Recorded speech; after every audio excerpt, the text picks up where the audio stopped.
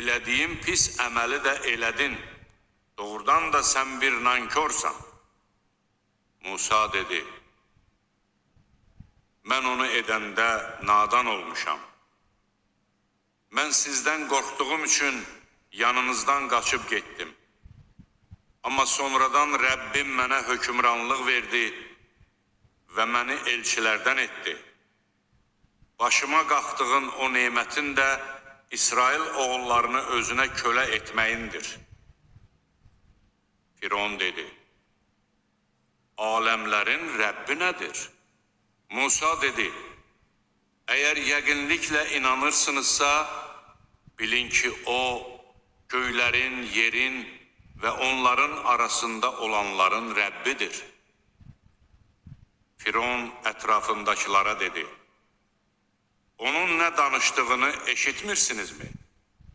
Musa dedi, o sizin də, ulu babalarınızın da Rəbbidir.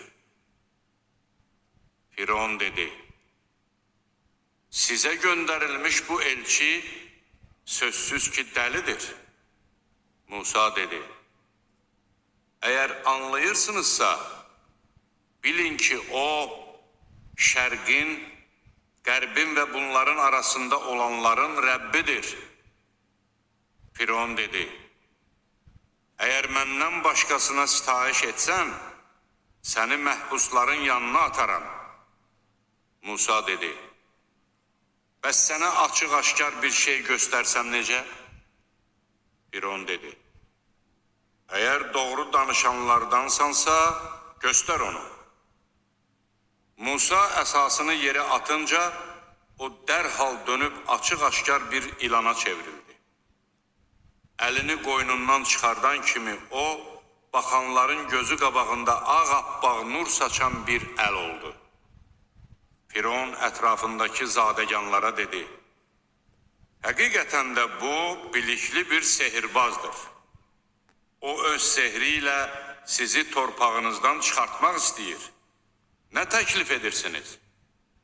Onlar dedilər, onu qardaşı ilə bir qədər gözlət və şəhərlərə adam yığanlar göndər ki, bütün bilikli sehirbazları sənin yanına gətirsinlər. Beləliklə, sehirbazlar bəlli bir günün müəyyən edilmiş vaxtında toplandılar.